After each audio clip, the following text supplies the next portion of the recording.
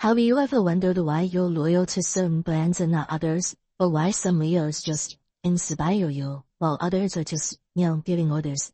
Well, it turns out there's this really powerful pattern behind it all, and it starts with one simple question. And that really is the core of it, right? There's a massive difference between being in charge and actually leading. One is just possession of authority, the other creates genuine inspiration. It's the difference between people following you because they have you, and people following you because they want you. To really get our heads around this idea, we need to rewind the clock, all the way back to the dawn of aviation. The way CB first simply presented this fascinating real-world puzzle that, honestly, holds the key to this whole thing. Okay, so on one side, you got Samuel Pierpont Langley. He had the perfect recipe for success. A $50,000 grant, which was a fortune back then, a dream team of the smartest people around. And the media was following his every move, his goal, fame and riches. And then, you had the Wright brothers. They were funding a dream from the profits of a tiny bicycle shop with no formal credentials and zero press. They weren't in it for glory. They were driven by a belief that they could literally change the course of the world. So here's the mystery. How on earth did the underdogs with no usual resources beat the team that, on paper, was absolutely destined to win? The answer is what we're here to unpack. Now before we solve that puzzle, let's talk about the standard playbook. These are the typical carrots and sticks that most businesses and leaders use to try and get us to do things. The most common tactic, slashing the price. And yeah, it's effective for sure. But it's also like a dangerous addiction. Once your customers are hooked on discounts, it's almost impossible to get them off it, and your unique brand just becomes another commodity on the shelf. Think cashback or free trolley inside. These deals can definitely drive a sale, but they create transactions, not loyalty. You just end up with a bunch of deal junkies, not die-hard fans who will see the deal 3 seconds in. Then, there's fear. And man, this is probably the most powerful manipulator of them all.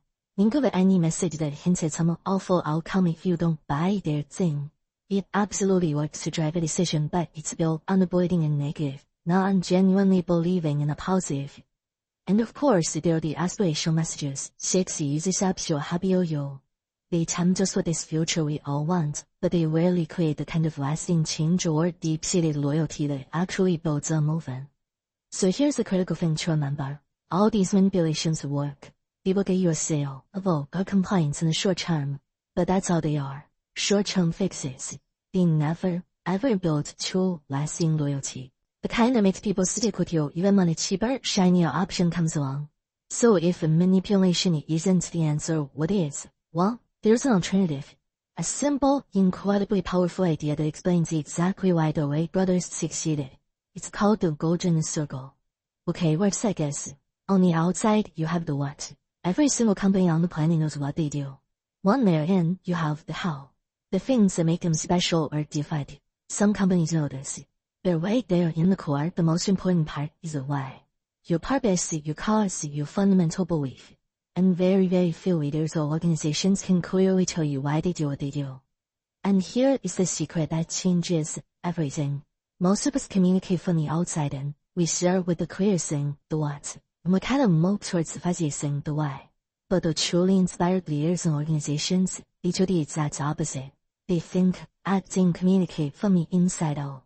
They start with why.